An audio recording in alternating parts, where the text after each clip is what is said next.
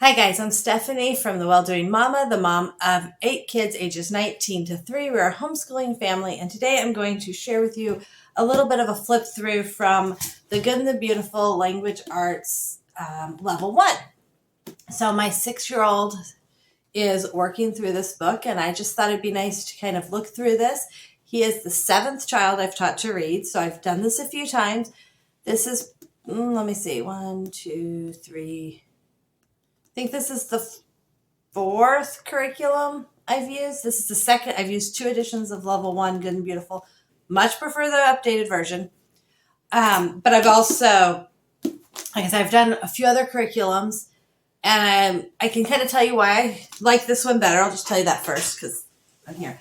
I like this better because I've used Rod and Staff for my oldest two.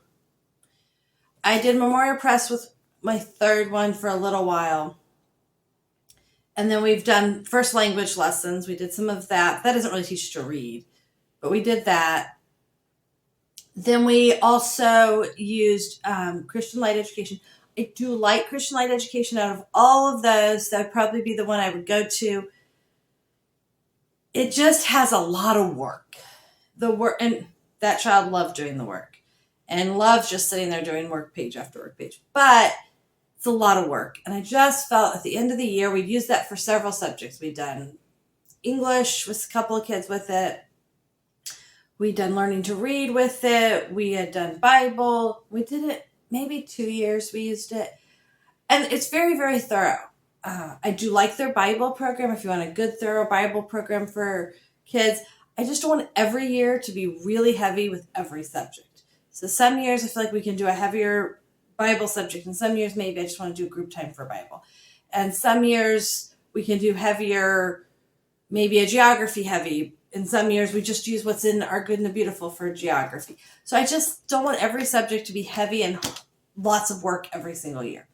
I also really like the book, The Ordinary Parent's Guide to Teaching and Reading. That is what I started with my oldest with. And I do really like it if you actually follow through and do it. It's a little hard for me to stay on top of with so many more kids coming along. It was just hard to always stay focused. There's no writing, no work with it. So some of my kids I like to have them do some work.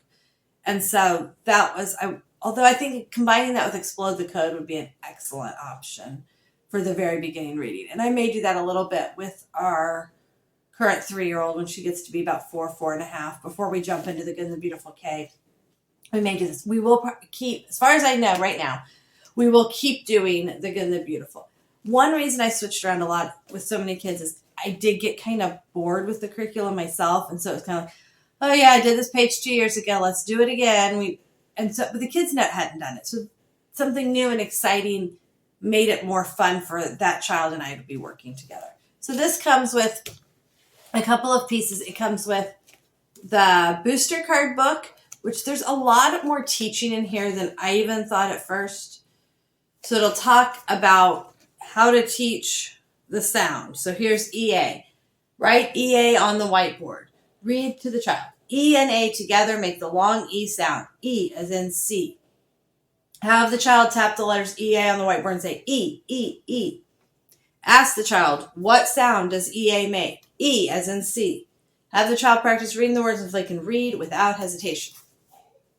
And then it gives you some ideas down here of some fun ways to practice the words. This actually is a lot of the instruction, more so than I think most people even realize. This is not just a review book to kind of review sounds after you learn them. I thought that when I first started, this was going to be the teaching and this was going to be the review. I feel like more of the teaching is actually in this book, but then you're only supposed to do it for 5 to 10 minutes. So either you're going to be doing this book longer or you're going to be doing it a little differently, because 5 to 10 minutes is not going to necessarily teach all the sounds to then review them in the course book. My son does sometimes get frustrated. I do not necessarily require that we are perfect at each page before we move on in this book. I really feel learning to read is one of those things that you can't force on a kid, and that we just slowly work through it. And I help them sound out words and I help them show how I sound it out, and then it'll click. And then we'll struggle a little, and then it'll click. And then we'll struggle, and then it'll click. And I find that that really does work for our kids. We also, there's sight words in here. One of my favorite ways to do sight words is I've made little cards with the sight words, and I do 2 of them, and we play a little matching game. There are also, and there's an app where there's games for these. My son loves that. It's also a really great option on a day where this book is not going to happen because he is frustrated, or I can just tell he's very antsy, and sitting there trying to read the words is going to frustrate him. Although I was shocked yesterday because he's like, here we go. He opened it and he read a whole bunch of words that I really had no idea he was going to be able to read yet. We've been practicing them. I also have no problem practicing. So if we were stuck on this page for a while, we would practice it. Then we go to the next page. Well, that page is kind of a review of that. But then we try another one this one might be a little easier, and that's okay. We also go back. We haven't done it as much. Let's see if I can find it. We did it with this one. We go back and review pages. And so I find that going back and reviewing them rather than just sitting there and doing the same pages over and over works better for my son. Doing the same page over and over, he might memorize the words, but the point is to learn to read them, not to memorize them. But we put stars, and so by the end, this will have all kinds of stars because we'll be like, let's go back and practice a page. It also gives them a lot of success if they're not having a lot of success. There's also, let me grab out of this box. Sorry, a little loud. Okay, they're not in here. Okay, there is a set of little readers. We have all kinds of little readers that we read. I like to a lot of times have him reading during his reading time with me a book that is under level so that he can get more fluent and work on his reading speed. So these My First readers, there's 2 of them. This is My First Africa. I think the other's a nature one. He likes this one. But this one's under his level. This is a kindergarten level book.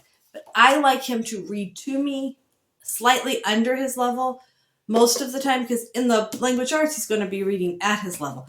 But reading under his level a little to me gets him to build fluency and gets him excited about reading, and he can do it, and it's not just trying to barely sound out every word. Because when he's barely sounding out the words, then he doesn't understand the story and starts to get frustrated with the whole process of reading. So slightly under his level allows him to be able to read them until he memorizes them, in which case he goes, do you want me to read it with my eyes open or closed? I think it's time for some new readers now, and we can read them with our eyes closed. Okay, and so this book is the language arts course book. And so I'm going to put the camera down so that you can actually see what this book looks like on the inside. There are 120 lessons in the book. So let's put the camera down so you can see. Okay, so this is the level 1 book. And again, they have other nature readers. We have the first nature reader, and then we have some little books, and I have a whole bunch of readers that we choose from. It does tell you here different supplies and things you might need. You also can skip some of the art projects. There's some where it's watercolor, and it may be a day I just can't watercolor, so we just color that picture in. That is okay too. Like I said, there is an app. There's a letters tile app and a homeschool app. They are both very helpful. He's gotten kind of tired of the letter tiles app. We also have letters that you can move. He likes to just spell out loud right now, and that's fine too. The homeschooling app has some really great little games to practice, so that's always fun. Then it talks about how to use the course. It is good to read through this to have an idea of what you're supposed to be doing. People often have questions. What am I supposed to do? How's it supposed to work? But this is really helpful. Now, they do say in here, preschool to level 3, there's going to be a lot of one-on-one time with the parent or teacher. That is true. He does everything with me. None of this is done on his own, unless, like I said, there's a coloring or a painting or something, then he would do that on his own. The rest is done with me. So I don't just expect him to go do any of it. Even the independent practice, I do with him. Okay, then we have the table of contents. It kind of talks about what they're going to be learning. Again, more of the learning's done in here, and then the review is in here. Okay, the painting, the booster bee. Yeah, this reading booster bee, these are what the cards are teaching. Reading booster A is with the kindergarten. Okay. Spelling words, how to pace the course. Here's the unit overview, the spelling words they're going to learn, the things they're going to learn, the cards they need to know. And so you just start. And what I love is that, so even if my husband for a day was going to teach for me, which he has some days, everything is easily laid out. And so let's not start with the very first lesson. We'll do this one. So it says, work on the reading booster book or game, cards, books, or games. So you can read the books, the little books that I said they had that I don't know where my son put. The book, or doing some games. And then you go to the next one and it's a little path and you're going to follow the path and read. We put chocolate chips or marshmallows along this path. And as we read, get some of those. Then it tells you the next thing to do. Then this is supposedly your independent practice, but we still do it together. You're looking at the painting, and I am loving this part, the audio narration for the paintings. This is a new feature they added with some of the new versions, and they have it so that they're narrating the painting. This is not something I am good at, is narrating and talking about a painting. So they have them doing it. So my kids can really hear good narration of a painting and good discussion of it. And then at the end, it says to read for 10 or more minutes. Sometimes we can't do that because if this one doesn't have a ton of reading, some of the lessons have so much reading that by the time we are done reading, this one, you're reading here, you're reading there, you're reading all these sentences. By the time we were done with that, my son could not focus to read some more. So then we'll just pick it up later in the day and read it. I do try to do all of this at once. So the booster cards and then this whole lesson, I try to do all that at once. Between this and his math lesson, it's about an hour. The language arts definitely takes the longest amount of time of that. Then there's like little pictures in your matching and practicing writing. This is not a handwriting book. We do have a handwriting book that goes with it. I hear children say, have a limited time at this point to say much more. But as you can see, there's little bits of geography, starting to look at the continents and just discussing them. And then learning prepositions from the continents. So I feel like they do a really good job of taking some of the geography concepts. Even this day, we talked about what a mountain versus plateau versus desert versus dunes. We talked about what these words mean, and then he read the words under them. So it really, I feel like, does a good job trying to incorporate things. There are assessments. Here, we have not done one yet. This is the Unit 1 assessment. You do the purple, and if they do well on the purple, then they don't do the yellow. He will do both because in this age, I really feel they need to do both. And then it'll have you read something, and then you'll write down how long it took, how many mistakes they made. This was really useful last year when I felt like we weren't making great progress, and then it'll have you do it again. So you do it at lesson 40 and then at lesson 118. And to see the progress was so heartwarming. I just really enjoyed seeing the progress that my kids were making when it didn't necessarily, to me, feel like we were making huge progress. So I do really like this book. I like the way that they have it. You practice what you need to practice. The booster cards, you do as much practice as your kid needs. If they need more practice, you do more. If they get it really fast, you do less, which I think is really great. And so I'm starting to look at alphabetical order. So there's just different things. Oh, these little learn how to draw. They're really good to start practicing learning how to draw. I love that they incorporate little bits of artwork in it so that I don't always have to think about it and we're still getting that, and adds a little fun for some of my kids, some frustration for other ones. Just lots of different activities, but enough repeat that we're not always learning how to do a new activity. And so also they have these books that they have on the app. And so you go to the app and it'll read you the book, and then it has questions to answer about the book. So it's really good for the kids to be able to hear a book that I'm not necessarily having to sit there and read. They can hear it from somebody else. And that, I really enjoy that. They've put in some really great features in this one compared to the very first time I did it. It's very, very well laid out. I love the check boxes. I love that my husband can pick it up and do the book. If for some reason I'm not home, he can pick it up and just do it with them if he needs to for a day. So I really like that. There's lots of, this one does not have a lot of games, but it does have a few activities. I do like how they do the compound words or any kind of word where they're breaking it down and then you put it together.